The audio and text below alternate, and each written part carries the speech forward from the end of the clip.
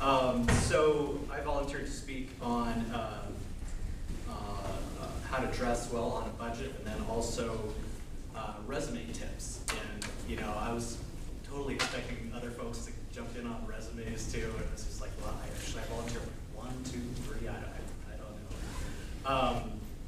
So I dug into I really thought I had some ideas on the dressing and the resumes. I was like, oh shoot, okay, I'm on my own on this, and so I jumped into Google, and so I'll let you know what I found out there. It's a really cool website. You can see. But anyway, let me start with the tips for dressing professionally on a budget. And I remember reading about this or seeing it somewhere a few months back, but the headline is, "A man wore the same suit on TV almost every day for a year. Nobody cared." Australian newscaster Carl Stefanovic was looking for a way to spotlight double standards in his industry. Women who regularly appear on TV seem to be targets for tons of unsolicited criticism of their appearance and wardrobe, but the same doesn't hold true for men. And it looks like he found a pretty successful way to do it. Over the weekend, Stefanovic, the co-host of Australia's Today Show, revealed that he wore the same cheap Burberry knockoff suit on air every day for a year, and the network received a total of 0 comments or complaints about his wardrobe. "No one has noticed. No one gives a blank," Stefanovic said to Fairfax Media. "But women, they wear the wrong color and they get pulled up. They say the wrong thing and there's thousands of tweets written about them. Women are judged much more harshly and keenly for what they do, what they say, and what they wear." Compare that to the sort of feedback his Today Show host Lisa Wilkinson gets on a regular basis. Wilkinson discussed the issue in a lecture about a year ago, and for the article they say that's apparently what prompted Stefanovic's stunt. Some of the comments that she had received on air: "Who the heck is Lisa Stylist?" Whoever it is. She has some shocking clothes. "Today's outfit is particularly jarring and awful. Get some style." While Stefanovic his suit almost never changed, he at least switched up a few things for his daily outfit, according to his host. So a couple of points from there. Guys, with a few solid points, I think some of which I'll look at here in just a second. Hopefully you'll be covered. Ladies, things are not going to be fair.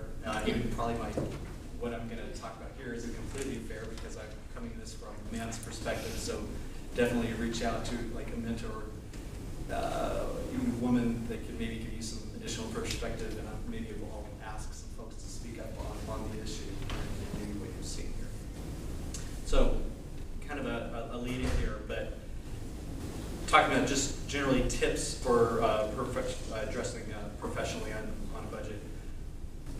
Before you go out and buy anything, I think first and foremost, know your sizes. I mean, that way you're not going out and spending money that, oh shoot, really, I went and got this jacket. It's, me personally, I wear a short.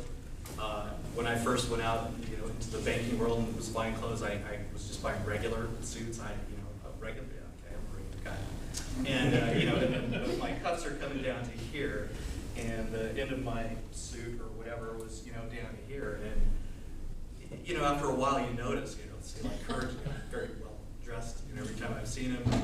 And, I'm going into the bank and I notice other folks, and it's like, well, wait a second, mine isn't quite fitting, it doesn't look, quite as sharply. So you could be either throwing money away, something that doesn't fit right, or you're going to have to get it tailored after the fact. Maybe they can't, maybe they can't. But anyway, that's extra money that you guys don't need to be spending. So for women and men, suit sizes, whatever you're wearing. So that goes for jackets, suits, shirts come in lots of different sizes. Should you wear an athletic fit or a regular fit there? I think generally more athletic is kind of the more, if you can get away with it. That's, don't wear stuff that's going to be too baggy.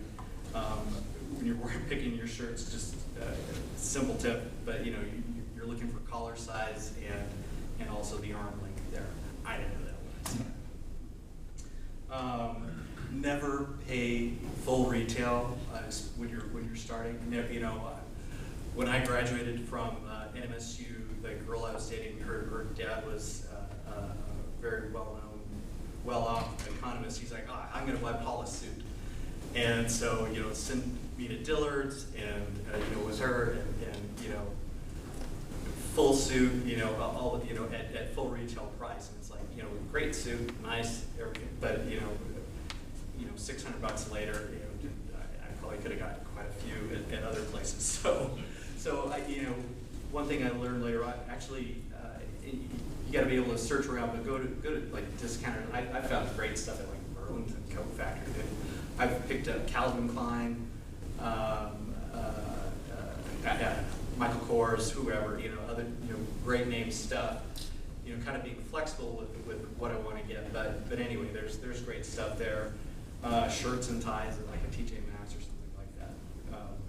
Anyway, again, just don't pay retail. Maybe go there and get fitted because they have fitters there. To know what you're going to wear. Suits, guys and girls. I buy wool suits. They last a long time. You don't have to. If you buy wool, you don't have to get it dry cleaned like every time or even every couple of times. Just something about wool. It's actually like antimicrobial. So if you just hang it to dry, after you wear it, it kind of takes care of itself. You can literally go a few times with a wool suit without having to get it cleaned like that. And that's what people who dress well are going to be wearing too. Is wearing an actual suit as opposed to some kind of. A simple tip-along suits, at least for guys. 2 buttons standard, 3 buttons okay. 4 button, you're getting to a little different kind of area. And here's another thing. Here's where I'm coming from. I work at a bank, so it's pretty conservative. So I don't know, maybe somewhere else it might be all right, but at least business banking, 2, maybe a 3 button here and there. Again, it's just taking care of your stuff. Hang it up every time. With the wool. Again, if it's hanging up and can breathe, the wool, whatever those antimicrobial type of things that it does, that can happen better there. You're going to spend less time getting things dry cleaned, if you do hang it up and take care of your stuff before you've got it. So those are kind of just general tips.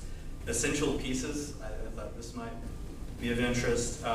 First, I would say a navy blue suit. I think that goes for men and women. It's just solid. You could wear it to work. You could wear it to a wedding. You could wear it to a funeral. Kind of on the darker side, navy blue. I think everybody would agree. So that first. If you can get a second suit to start with, I would go gray, kind of like a medium, as looking at the color Jim has. Not charcoal. Right there. Maybe not. Yeah, you've got a pattern in that. I didn't notice that here. No, but I do go blue and gray. Yeah, but like a kind of a medium gray. Yeah. Not too light.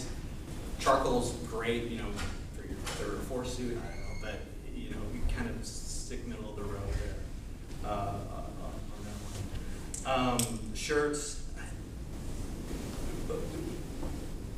Keep the basics to start with. Blue, white. Again, you can wear them with all different kinds of stuff. And then on this one, I would say, that's where you start. But then kind of watch what the folks in your office wear. If you see them wearing color like a gray shirt or a different, maybe that's like a darker blue. If that's kind of okay with where you're working, then great. Again, banking, pretty conservative. You're going to see lots of blues, lots of whites. Some stripes, here and there, but it's going to be pretty basic. Not a lot of yellows or reds or something like that when you're working at bank. Shoes, obviously black shoes and a black belt. That could go with the grays, with the blues. You could wear that with browns, whatever. That works fine. Let's see here, and then I guess kind of the last essential piece is some sort of mix it up a lot. You know, I think this goes all right with jeans. You know, the dark blue that we've got over both Anthony and Eric, that you like either blazer or sport coat, which I should have Googled what's the difference between a blazer and a sport coat. I don't know. But anyway, something along those lines. Again, generally blue is like the uniform. You know, it's like you wear blue one with gray slacks. Now again, you know, black is fine too. I think blue is kind of generally more, you're going to see it out there. You know, it's fine to wear the uniform again, because I look at the bank, it's like, that's kind of one. Although I've mixed it up over the years now. It's okay, if I'm feeling crazy, I'll wear a brown or something. So, and then a couple other just general tips on these types of things. With suits, don't iron them. Get them dry cleaned. If you iron suits, like a wool suit, over time, they're gonna get this funky sheen. It like makes it glossy. So you know, you could get things that I didn't know, but you'll learn this, okay? Or better to hear now instead of finding out later.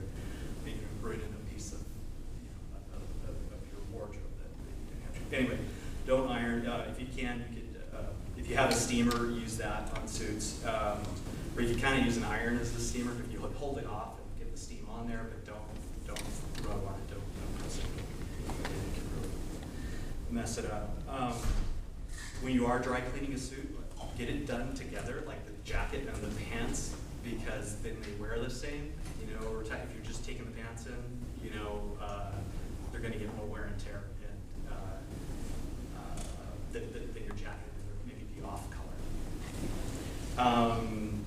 Shoes, kind of touched on a little bit. The only thing here is when you do browns or whatever, make sure you're like, you know, there's a zillion different browns, and so make sure your belt matches your shoes. Try as close as possible. You know what I mean? Do that. Shirts.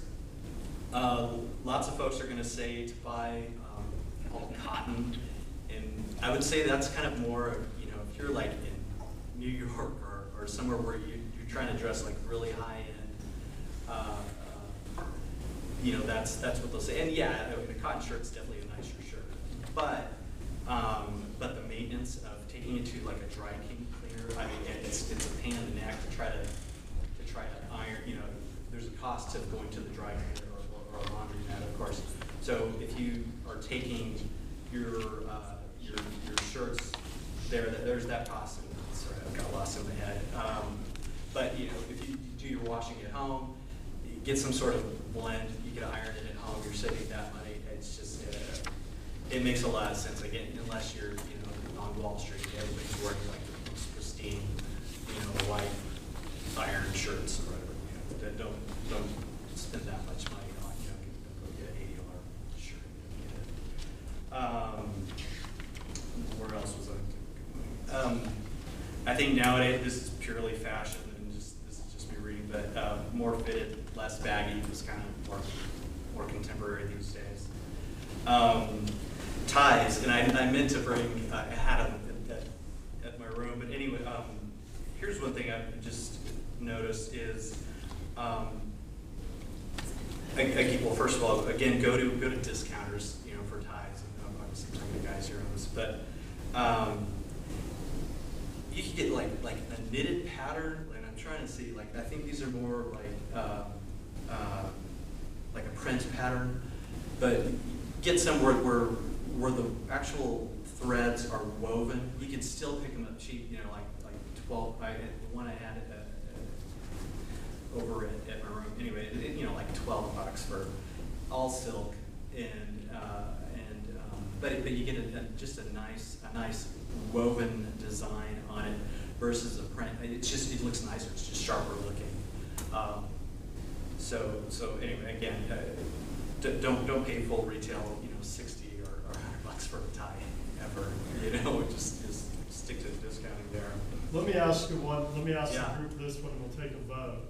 Socks. Do they match the shoes or the pants? Neither. Neither.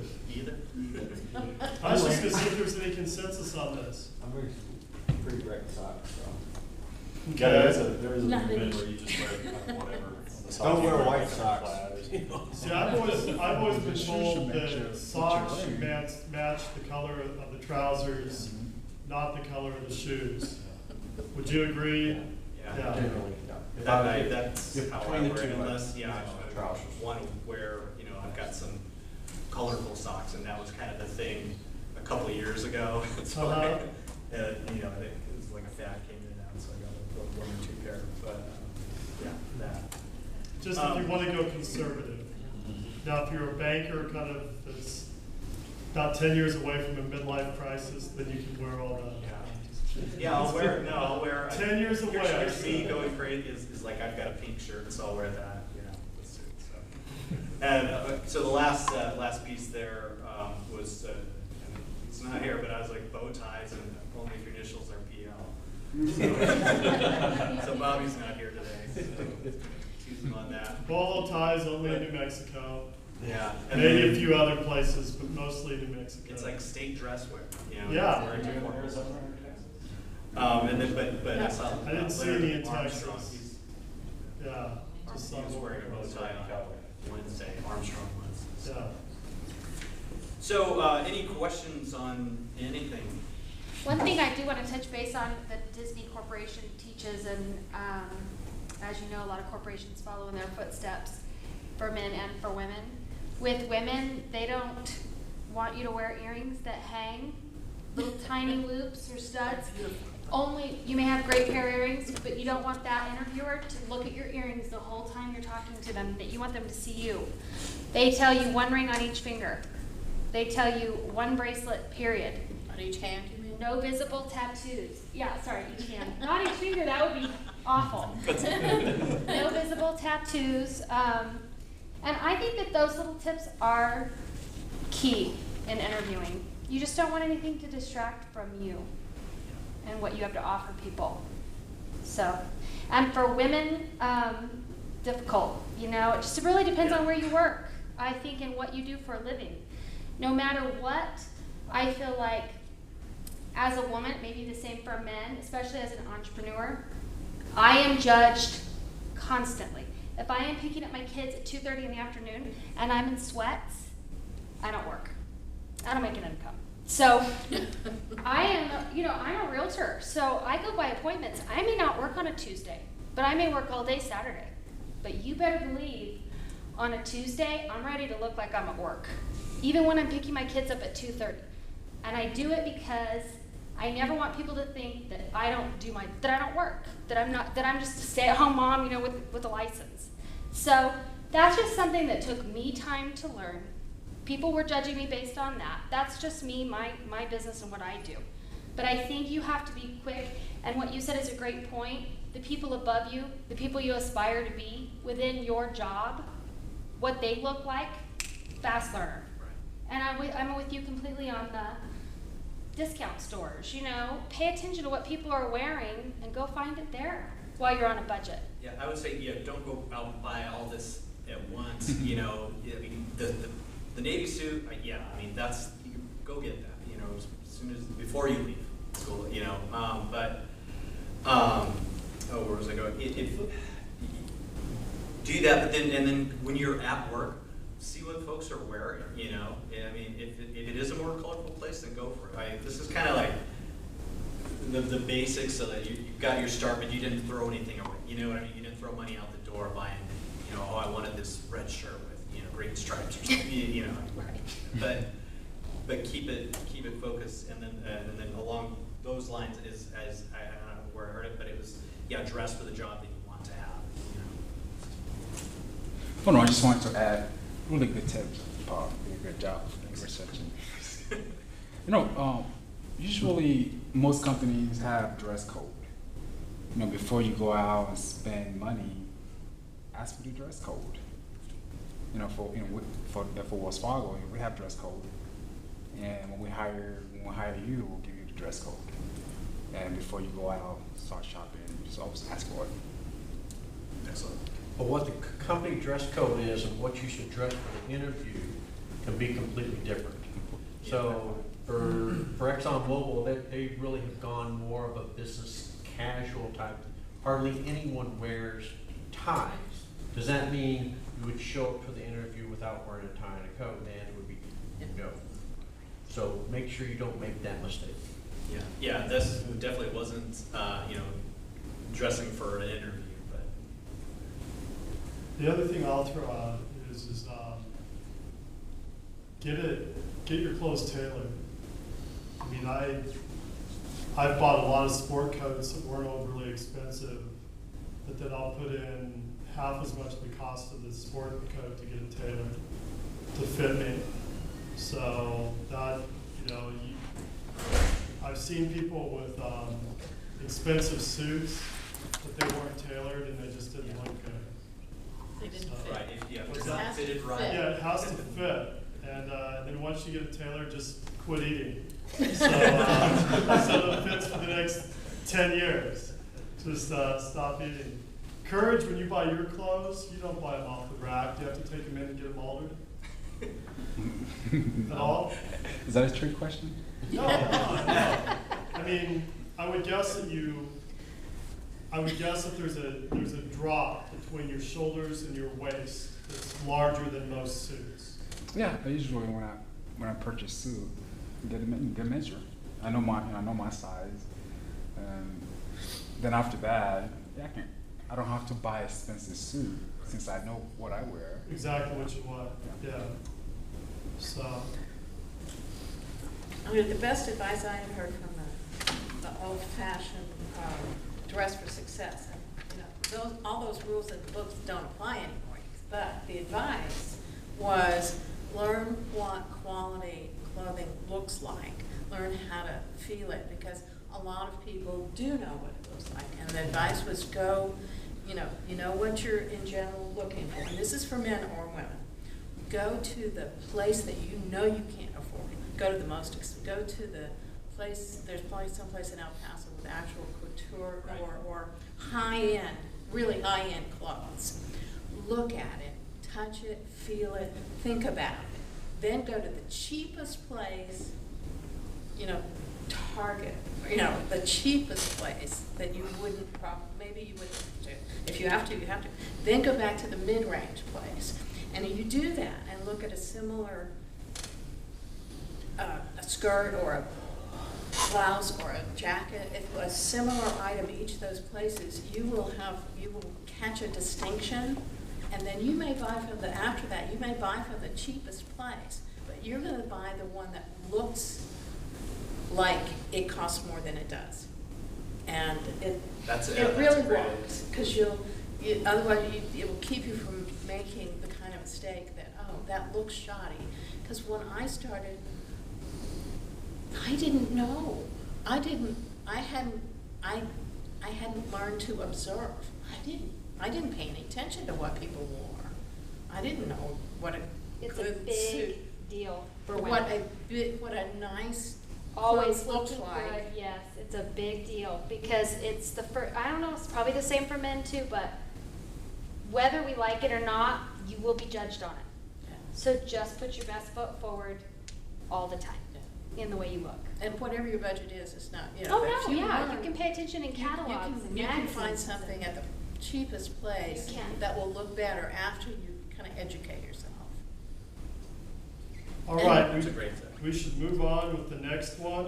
We're right on time here. And Mike.